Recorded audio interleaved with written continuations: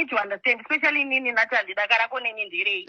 Ndozvona zvekundinetsa kuti ndoita daka nemi panyaya dzetariro. None of you is my boyfriend. None of you. Anti vangu vapi? Hey Church fam, welcome back to my channel. So guys, listen to this leaked phone call conversation. Hello?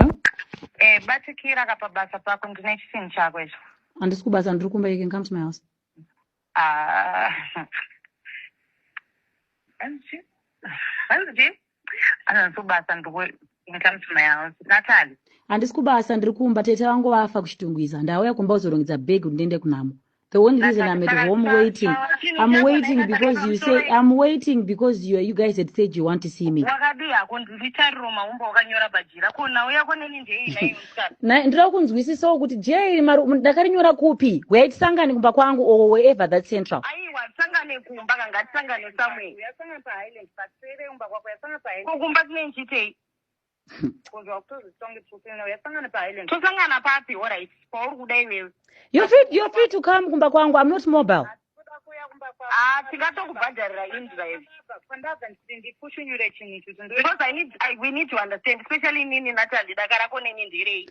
Ndozvona zvekundinetsa kuti ndoita daka nemi panyaya dzetariro. None of you is my boyfriend. None of you. Anti vangu vapi? Vamwe anti vako ndevapi? Iwe, anti vaunoziva vakarega basa panapa over a month ago. She doesn't work here anymore. All right, sorry, Tariro, can I ask you something?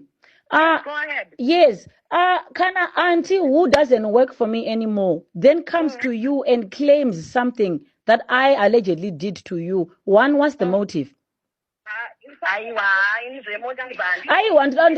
Sorry. Tariro, I think tikutaura tisingapopotedzane handiti. Ndokumbura kutaura since tiri kutaura tinzwanana hatisi kutukana.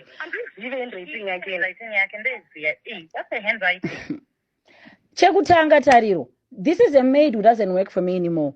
Why would she come to you? Mira nditaure Tariro. Auntie hasn't only started being weird only to you guys. Auntie went to my landlord and claimed my gardener is stealing from my landlord.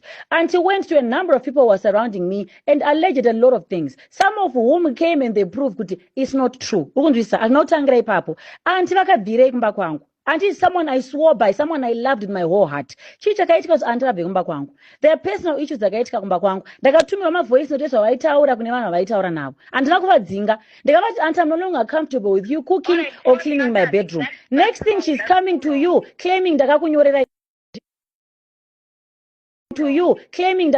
izvinhu ndikakuitirai zvinhu. Why now? Yes, ndakavati uyai kumba kwangu, vakauya kumba kwangu vakasvika vakaprove.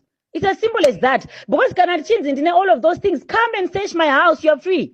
Aiwa, tosecha seiko. Tinosecha chii kumba kwako Natalie?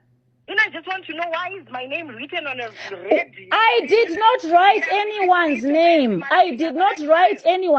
Tariro. I did not write anyone's name. Natalia, nyara.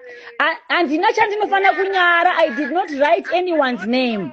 Where your bitterness is. Ndozviri kundinetsa. Andina bitterness newe. Ndozviri kundinetsa kutariro. Can we can we be logical? Andinambonetsana newe, andinamusiwa ndikambotukana newe. I can understand kuti natatenda takambonetsana over a petty issue, by the way. Andambonetsana newe. So why would it get this far? Ndozviri kundinetsa kuti why would it get this far? Anti munhu wandaigara naye aitozviziva ndotamba newe, ndotamba natatenda. Ndima muri shamwari dzangu muri 2, handiti? Shamwari dzangu ndimi mamuri 2. Auntie knew that I'm friends with you, and he knew that I'm friends with Tatenda. Anditi, andina need yekunyora. You are free to Tatenda. Tariro unona mata kumasowe. You are free to look for mporofita wa unoziva iwewe. Kuti atana ngwero ndindakazvita. I am giving you the go ahead. Those andri kuti you are free to look for mporofita wa unoziva iwewe. Wa unotrust iwewe. Ochiporofita, did I do that? You can come to my house. didn't do it here, Natalie. You didn't do it, so we are in somewhere. Ona chijira ne baka toko spandaba konotora chinichka. And for you to keep saying, could you come to my house, and Dagambo Kudo, you've got this thing of having to trigger people. You didn't do it, and you've got nothing to hide. We are triggering kwandaba, kutinditora chinichka. And you know, in the Katigamu Tigos and no atatenda all chin. Ndatoenda kurkunzu wakachera chin ichi. Nai Tatenda, ndibunzeo. Sorry, Tatenda. Tatenda, can I please speak? Wait, Natalie, I'm going to be a logical person like you're asking for. Exactly. No, for that, can I please speak? Then you explain. Right, Tatenda. While we're being logical, let's be realistic. You're educated. How then does somebody know the exact place where I hid the thing? Let's be real. Oh my God. Don't do this, man. Oh my God. Natalie, auntie vangala singa kuitire matari. Wangwa singa ende kuzvinuna auntie. Andina photo wakagara na auntie pachini.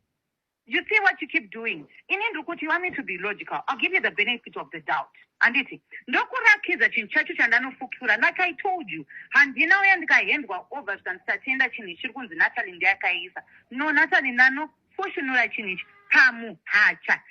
Banga rakatarisa pasi. Banga rakatarisa. Ndaposhinura nema uko angu. And naposhinura na anyone else, Natalie. Ndaposhinura nema uko angu.